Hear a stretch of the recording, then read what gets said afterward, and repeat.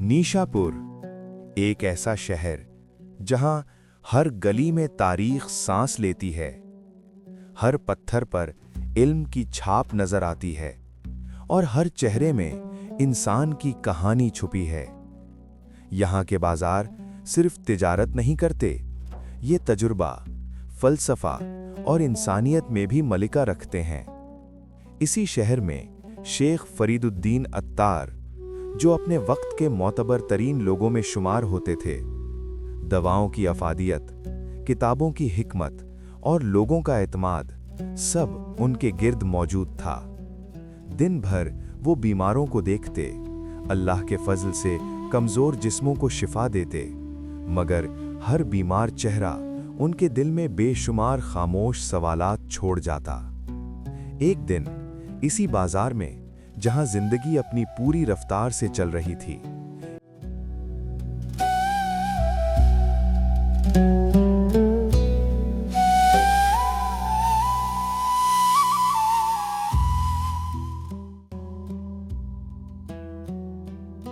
ایک درویش آیا، نہ مانگنے کی آواز، نہ کسی سے نظر کی التجا۔ وہ شیخ فرید الدین کی دکان کے سامنے رکا، اپنا کاسا زمین پر رکھا اور اسے ہی تکیہ بنا کر سرے بازار لیٹ گیا۔ یہ منظر لوگوں کے لیے عجیب تھا، مگر شیخ کے لیے چبھنے والا۔ شیخ فرید الدین نے درویش کو غور سے دیکھا اور شفقت مگر حیرت کے ساتھ کہا، اے مرد خدا، یہ کیسا انداز ہے؟ یوں دنیا کے بیچ لیٹ جانا، کیا تجھے موت کا خوف نہیں؟ درویش نے آنکھیں کھولیں، اس کی نگاہ میں نہ بے ادبی تھی نہ بحث۔ وہ آہستہ سے بولا، خوف؟ موت تو ہر لمحہ قریب ہے، میں تو بس اس کا منتظر ہوں۔ یہ جواب شیخ کے علم پر نہیں، ان کے دل پر لگا۔ پھر درویش نے شیخ کی آنکھوں میں دیکھا اور اسی خاموشی میں وہ سوال رکھا جس کا بوجھ الفاظ سے زیادہ تھا، اور آپ، اے شیخ، آپ کیسے مریں گے؟ شیخ فرید الدین خاموش ہو گئے۔ جو عمر بھر دوسروں کو جواب دیتے رہے، آج خود جواب سے خالی تھے۔ چند لمحوں بعد انہوں نے آہستہ سے پوچھا، اور تم کیسے مرو گے؟ درویش نے نہ کوئی لمبی بات کی، نہ کوئی دلیل دی، بس اتنا کہا، ایسے، اور وہ زمین پر لیٹ گیا، اپنے کاسے پر سر رکھا، اللہ کا نام لیا اور خاموش ہو گیا۔ نہ سانس، نہ حرکت، نہ زندگی۔ وہ درویش اسی لمحے ہمیشہ کے لیے رخصت ہو چکا تھا۔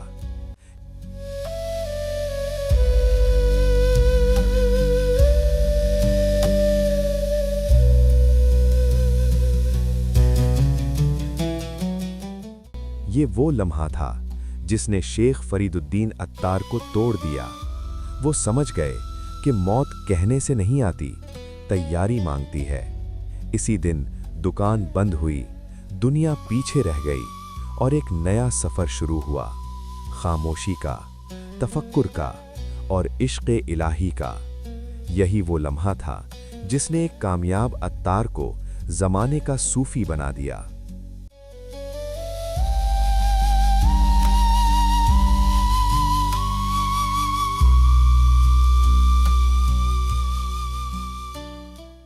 آئیے اب آپ کو شیخ فرید الدین عطار کی زندگی کے بقیہ حالات مختصر طور پر سناتے ہیں۔ آپ کا اصل نام ابو حامد ہے۔ فرید الدین اور عطار دونوں آپ کے قلمی نام ہیں۔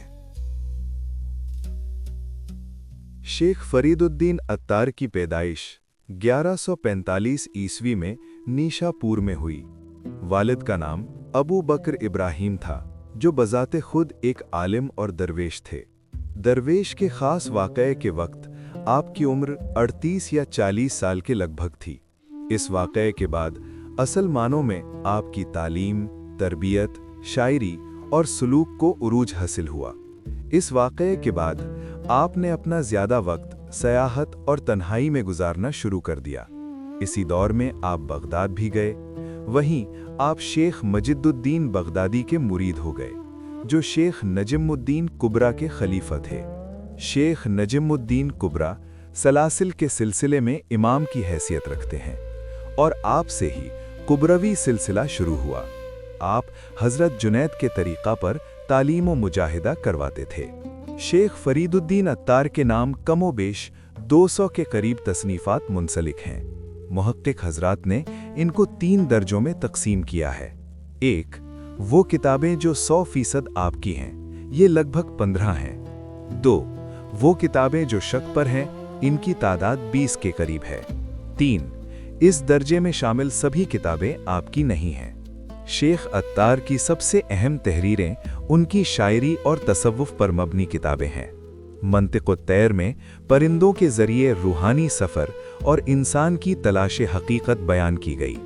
असरार नामा में मारिफत और अखलाक के रमूज़ बयान किए गए और तज़किरतुल औलिया में सूफियाए कराम की हयात और इबरत आमूज़ वाक़यात को जमा किया गया। ये किताबें आज भी इल्म और तसव्वुफ के तालिबे इल्मों के लिए रहनुमा हैं। शेख अत्तार ने नीशापुर में इल्मी और रूहानी हल्के कायम किए, लोगों की तरबियत की और इल्मी और रूहानी उलूम को फ़रोग़ दिया।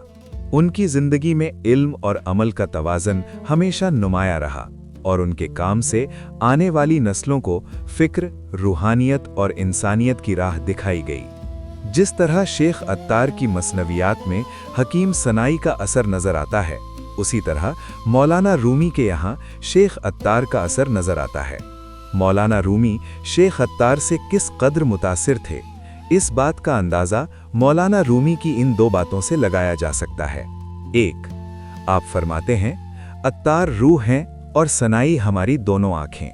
हम तो अत्तार और सनाई के पीछे चलते आए हैं। एक और जगह पर मौलाना फरमाते हैं, अत्तार ने इश्क की 7 इक़लीमें सैर कर लीं, जबकि हम अभी गली के एक ही मोड़ पर फंसे हुए हैं। शेख फरीदुद्दीन अत्तार की ज़िंदगी हमें ये सबक देती है कि इल्म, रूहानियत और खिदमत इंसानियत को हमेशा साथ रखना चाहिए। उनकी तहरीरें और अफकार आज भी हमारे लिए रोशनी का मीनार हैं, जो दिखाते हैं कि इंसानी ज़िंदगी का मकसद सिर्फ दुनियावी कामयाबी नहीं, बल्कि मारिफत और अखलाक की राह पर चलना है।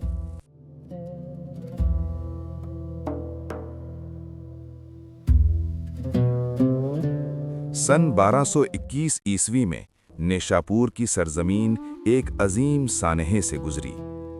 मंगोल हमलों की आग ने शहर को लपेट में ले लिया। इसी हंगामा खेज दौर में शेख फरीदुद्दीन अत्तार ने इसी शहर में जामे शहादत नोश किया। ये वो लम्हा था जब इल्म, तसव्वुफ और फ़िक्र की एक रोशन शम्मा बज़ाहिर बुझ गई, मगर इसकी रोशनी ज़मानों के लिए बाकी रह गई। शेख अत्तार को नेशापुर ही में सुपुर्द खाक किया गया। आज भी इनका मज़ार इसी सरजमीन पर मौजूद है, एक खामोश मगर पुरअसर गवाह, जो आने वालों को फ़िक्र, सब्र और हकीकत हयात का पैगाम देता है। शेख अत्तार तो रुखसत हो गए, मगर इनके अल्फाज, इनकी तालीमात और इनकी फ़िक्र आज भी जिंदा हैं।